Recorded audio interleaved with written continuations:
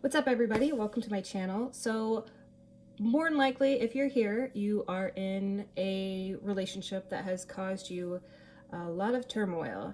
And a lot of channels like this are a little bit more somber and things like that. I'm going to try and keep it a little upbeat because we all need a little bit more happiness in our lives. So especially if you're going through situations where you are feeling a little depressed and a little down and a little anxious and all of those wonderful feelings we all love. So let's get started. So today I want to talk to you about something called Euphoric Recall. Euphoric Recall is basically, it's kind of like amnesia to all of the bad things that happen. It's just causing you to remember the happy times, the good times. It's what makes you have these excuses for the person in your life that is being abusive to you. Euphoric recall causes you to remember the happy times and minimize those bad times. It's a defense mechanism that your brain creates naturally to help you cope with the trauma that you're experiencing. So essentially, you begin to gaslight yourself in an effort to regain the euphoria that you feel in the happy times with your abusive partner. In an abusive relationship, inevitably, it becomes like a love addiction. So your partner is cultivating you to be manipulated.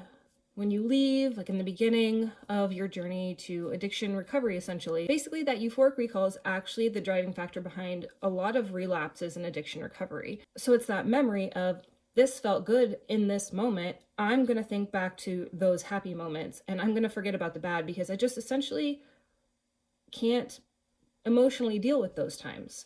So our brains are wired to seek things that feel comforting and to avoid things that cause us pain.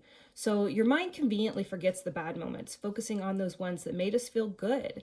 So in the beginning, when you've left that abusive relationship, you may be in that initial euphoric state just in itself of feeling powerful and courageous that you finally escaped. But in that underlying surface, there's that level of panic that you can feel. Before that panic surfaces, in those moments, set yourself up for healing. So I'm going to give you 3 things to do to set yourself up for healing. When you feel these moments of euphoric recall, set yourself up to not slip back into that amnesia state. Number 1, make a list of the abusive times, what you lost. When you have these euphoric recall moments, refer back to this list as a reminder. Force yourself to not minimize or allow that amnesia to keep occurring. Eventually, your body, your mind will create habits to not push those moments to the side. And you will have clarity of the reality of the situation and stop ignoring those bad moments. It will train your brain to, over time, adapt to that reality versus ignoring it and staying in that state of euphoric recall where you may fall back into that abusive relationship.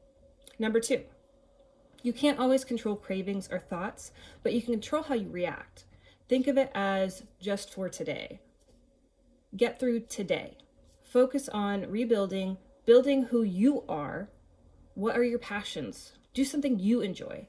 Create your happy times. In your moments of strength, create opportunities for yourself to occupy weaker times.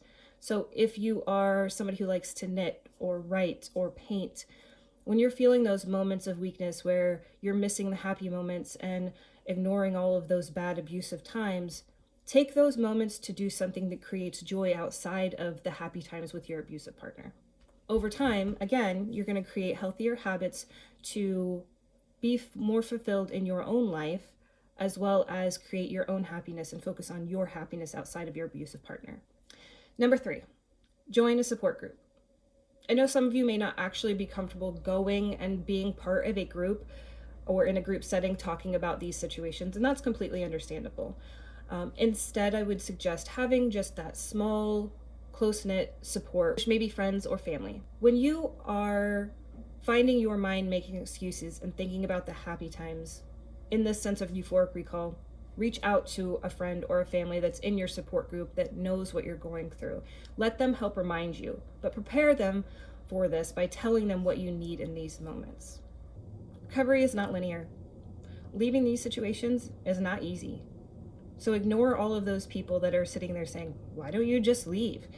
You're unhappy. They're treating you bad. Just get out.